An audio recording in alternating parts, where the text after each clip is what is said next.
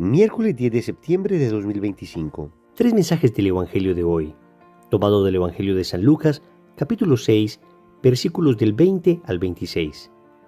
En aquel tiempo, Jesús, levantando los ojos hacia sus discípulos, les decía: Bienaventurados los pobres, porque de ustedes es el reino de Dios. Bienaventurados los que ahora tienen hambre, porque quedarán saciados. Bienaventurados los que ahora lloran, porque reirán.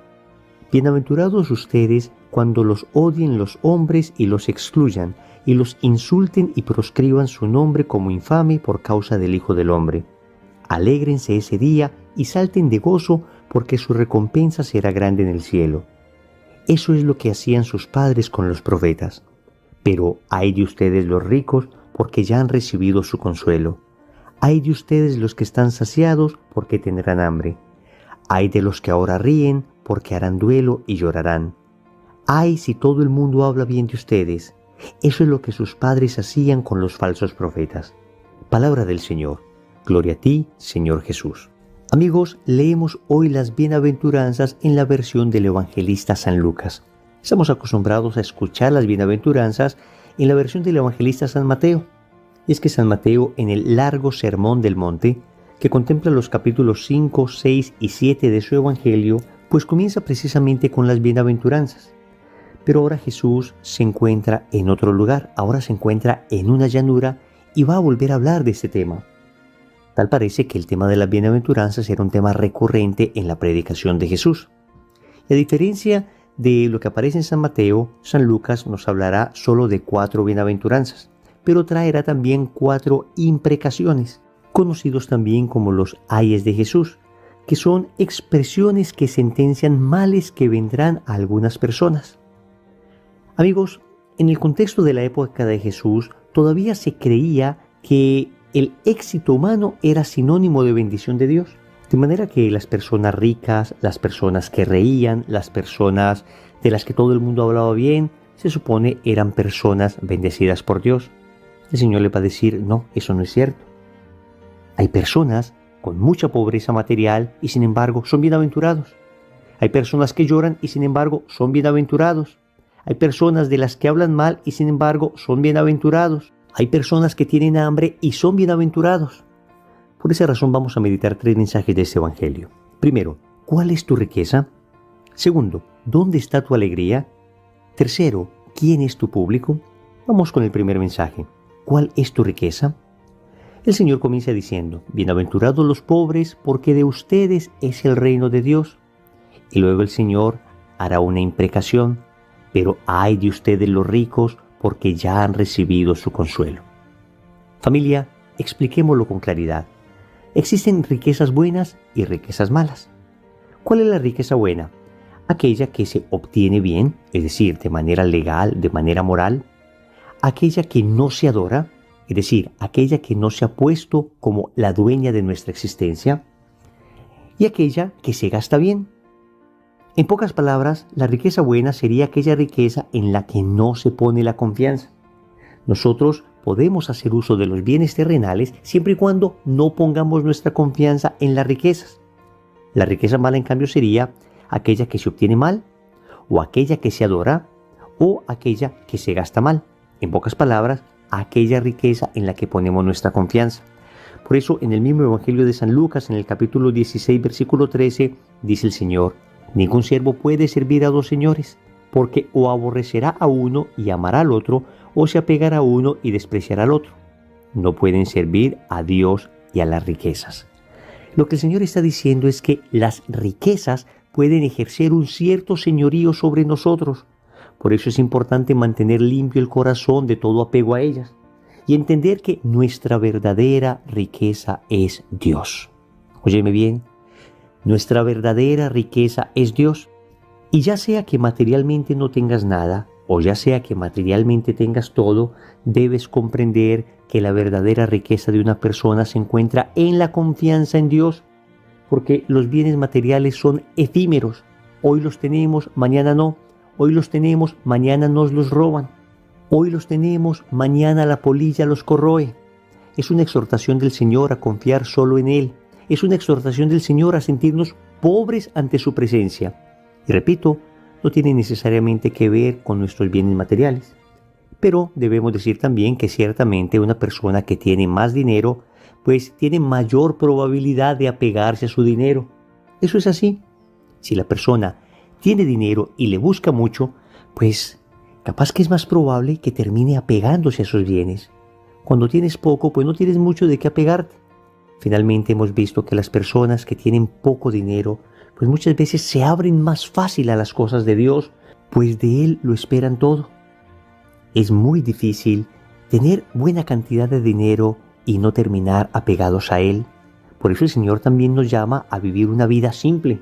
Si es que tenemos bendición económica, el Señor nos llama a cuidar mucho para que no nos apeguemos a esta bendición, a cuidar mucho que no estemos confiando en el poder que nos proporciona el dinero. Debemos ser Anahuín. En la Biblia los Anahuín son los pobres de Yahvé, aquellas personas que saben que su única riqueza es Dios. Segundo, ¿dónde está tu alegría? Y el Evangelio nuevamente contrasta alegría y llanto. Dice, bienaventurados los que lloran porque reirán. Más adelante dice, ay de ustedes los que ríen porque harán duelo y llorarán. Digamos lo mismo que en la reflexión anterior. Existe una alegría buena y una alegría mala. La alegría buena sería aquella que se conforma con la voluntad de Dios. Por ejemplo, la alegría de tener una familia, la alegría que experimenta uno al hacer el bien, la alegría de ser perdonados, la alegría, repito, que se conforma a aquello que Dios quiere. Pero también existe una alegría mala, la alegría producto del pecado, la alegría producto de placeres inmorales, la alegría producto de diversiones que no se ajustan a la voluntad de Dios. En ese orden de ideas debemos decir también que existe un llanto bueno y un llanto malo.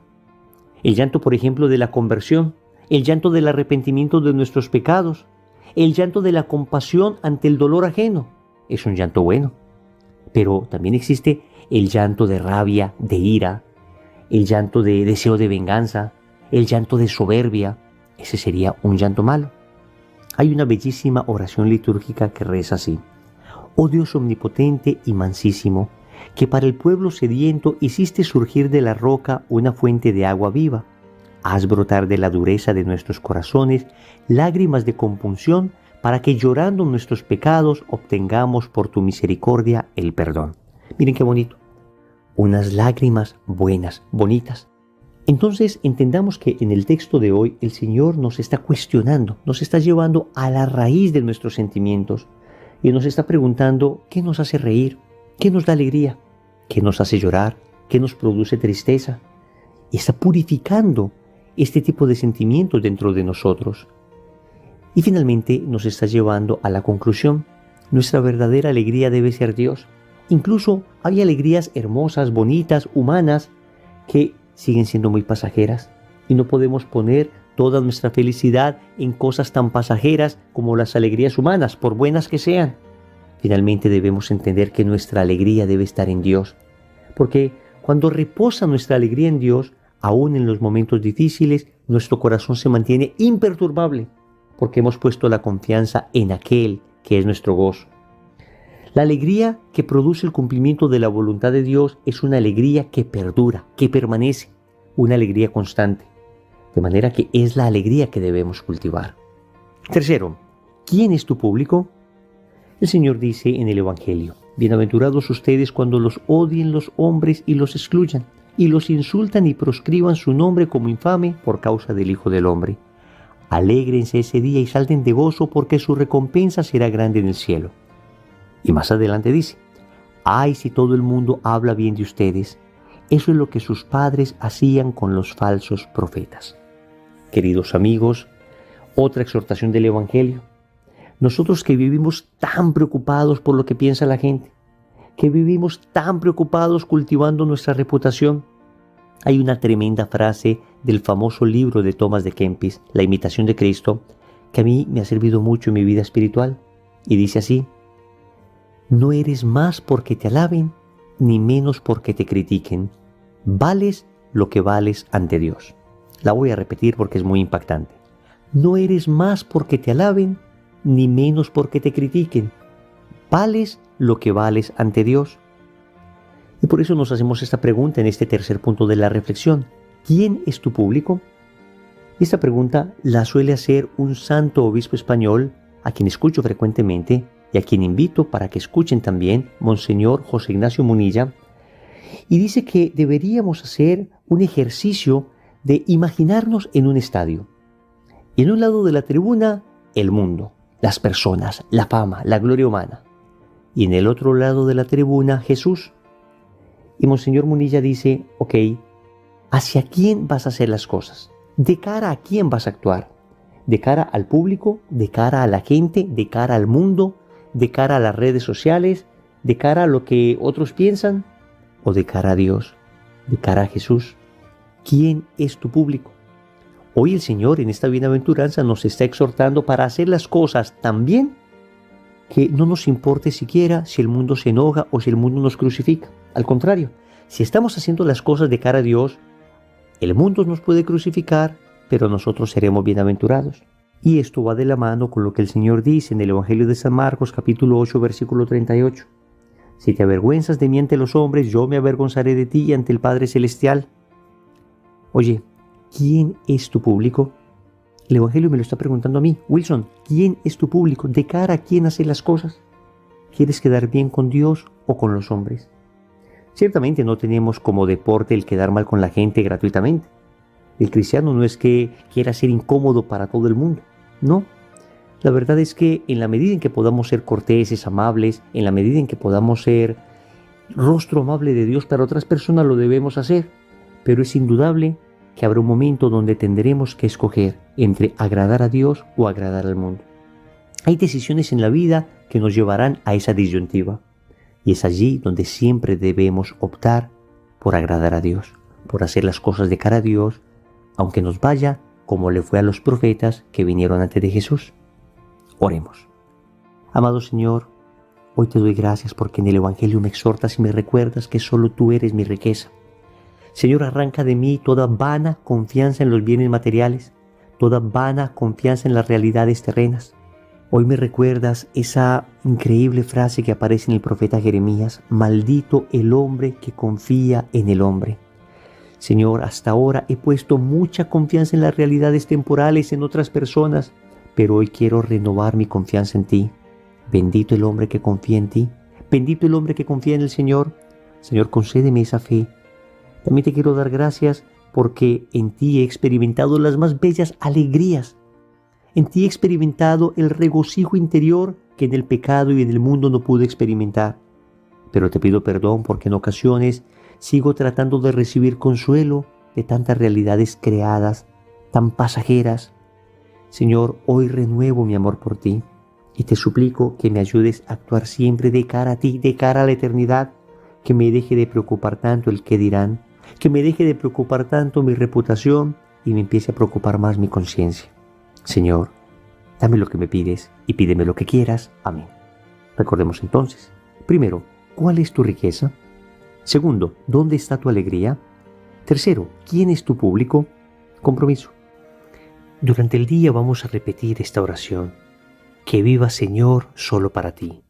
En el nombre del Padre, y del Hijo, y del Espíritu Santo. Amén.